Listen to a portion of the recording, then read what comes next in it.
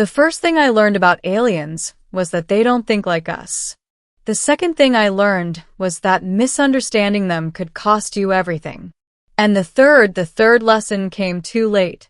I wasn't a soldier. I wasn't a scientist either, not really. I was a maintenance tech on orbital station EOS-9, a drifting hub at the edge of human-controlled space. My job was simple: fix broken systems, patch failing conduits, and occasionally crawl into places no sane person would ever willingly enter. It paid well. It was quiet. And most importantly, it kept me far away from Earth. So when the Varelians arrived, I didn't expect my life to change. They came without warning, no warships, no threats, no demands. Just a sleek, organic-looking vessel that seemed less built and more grown. It docked with EOS-9 like it had always belonged there. And from it emerged something that changed everything. Her. They said she was their envoy. They said her name was unpronounceable, so we called her Lyra. She didn't look like any alien I'd imagined growing up. No tentacles, no monstrous limbs. She was almost human.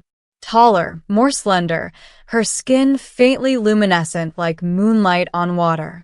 Her eyes held a depth that made you feel like you were being studied and understood in ways you didn't like. She moved gracefully, like gravity was only a suggestion. And when she spoke, it wasn't with sound at first. It was inside your head. We seek cooperation. That was her first message. The station went into controlled chaos after that. Scientists rushed in. Diplomats followed. Military observers hovered just out of sight. Everyone wanted something from the Varelians, but they didn't seem interested in trade, technology, or territory. They wanted something else. Something very specific. A volunteer, the station commander said during the briefing. I was only there because the maintenance crew was responsible for keeping the conference hall operational. But I stayed longer than I needed to. Everyone did. What kind of volunteer? Someone asked. Lyra stood at the center of the room, silent until the question settled. Then her voice slid into our minds again. A biological interface. That didn't help. The scientists leaned forward eagerly. The military leaned back cautiously. And what exactly does that mean? The commander pressed. Lyra tilted her head slightly, as if considering how much we could understand. Our species evolved beyond physical limitation. We exist partially within other layers of reality. To interact fully with your world, we require a bridge, a compatible host. Silence filled the room. Then someone asked the obvious. You mean you need to use a human body? Not use. Share. That word didn't make it better. The offer spread across the station within hours. Volunteer to become a bridge for an alien species. Compensation, unlimited. Risks, unclear. Outcome, unknown. Most people avoided the idea entirely. Some were curious.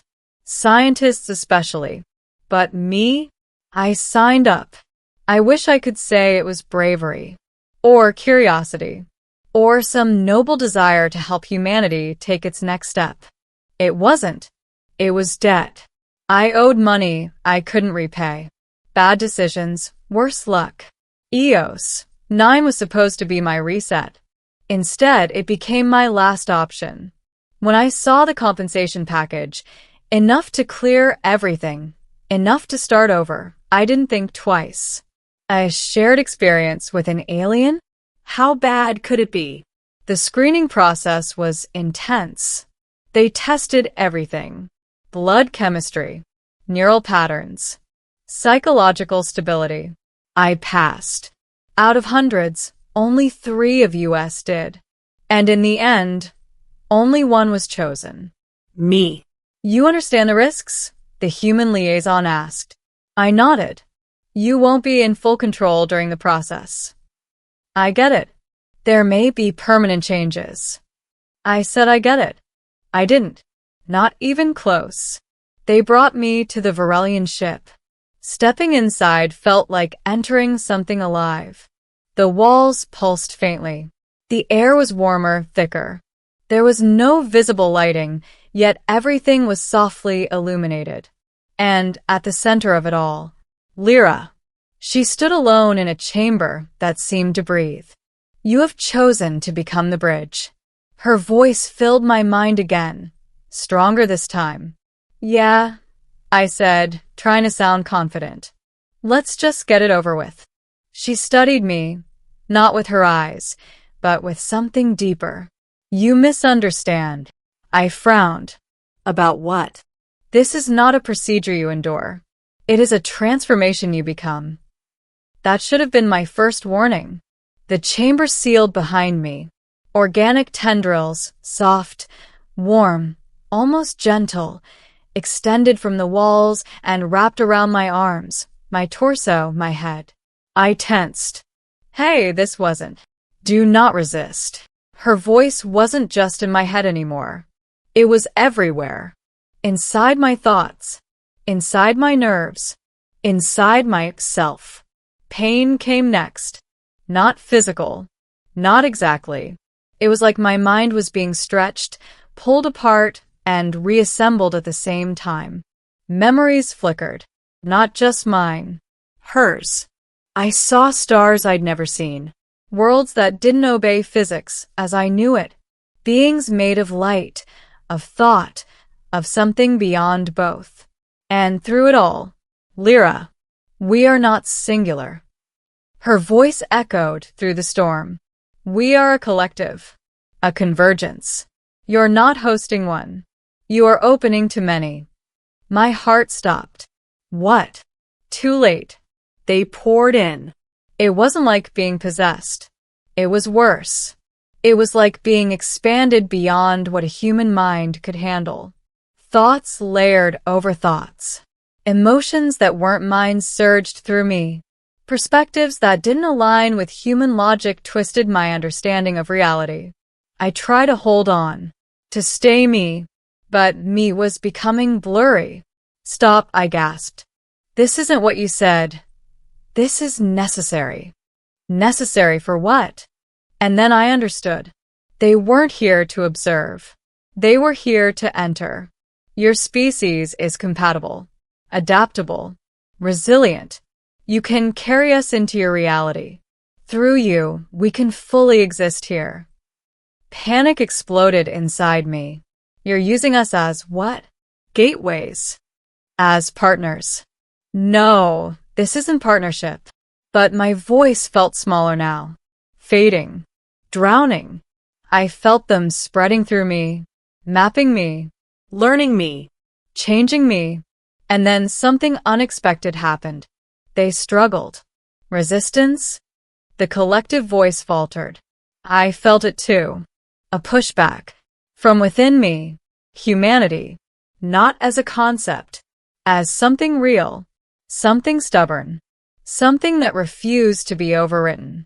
You picked the wrong species, I whispered. And for the first time, Lyra hesitated. Explain. I didn't fully understand it myself. But I felt it. That chaotic, defiant core that humans carried. We weren't built for harmony. We weren't designed for unity. We were messy, contradictory, individual. And that made us hard to control.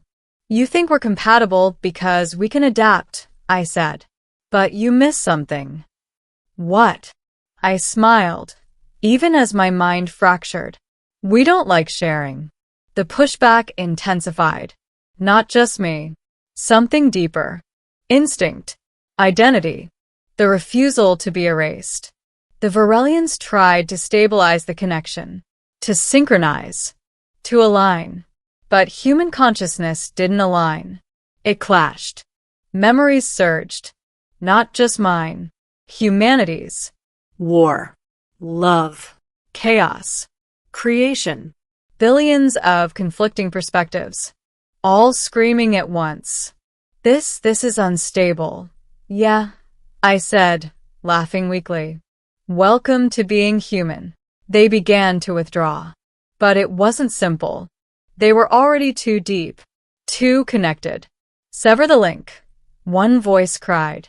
We cannot. He is resisting integration. He is influencing us. That's when I realized something. It wasn't just me fighting them. It was going both ways. They were changing me, but I was changing them too. And humans? We don't come quietly. I focused, pulled every fragment of myself together. Every memory, every emotion, every stubborn, irrational, beautifully chaotic piece of being human. And I pushed, not to expel them, but to show them what it meant to be us. Love that didn't make sense. Hope in impossible situations. Defiance against overwhelming odds. The refusal to give up, even when losing was certain. They felt it, all of it, and they broke. Not in pain, in realization. This species is not a vessel, it is a force. The connection collapsed. The chamber went dark, and I fell. When I woke up, I was back on EOS 9, in a medical bay, alone. The commander stood nearby, watching me like I was something dangerous. How do you feel? He asked. I took a slow breath, like I just survived something I wasn't supposed to. He nodded. That's accurate. What happened? I asked. He hesitated. The Varelians left. Just like that. They transmitted a message before departing. What did it say? He looked at me carefully, then spoke. They said humanity is unsuitable for integration. I laughed. Of course we were. But that's not all, he added. They also said, he paused, that we are not alone. A chill ran through me. What does that mean? They didn't explain. Of course they didn't. I looked down at my hands. They looked normal. But I didn't feel normal. Because something was still there. Not them. Not exactly. But something they left behind. A connection. A memory. A glimpse of something bigger. And a warning. We weren't alone. We were never alone. And whatever else was out there wouldn't make the same mistake. I misunderstood what she needed. I thought she wanted a volunteer, a helper, a participant. But she needed something else entirely. A doorway. And now they knew that humanity wasn't a door you could walk through. We were something far more dangerous. We were a storm. And next time, they'd come prepared.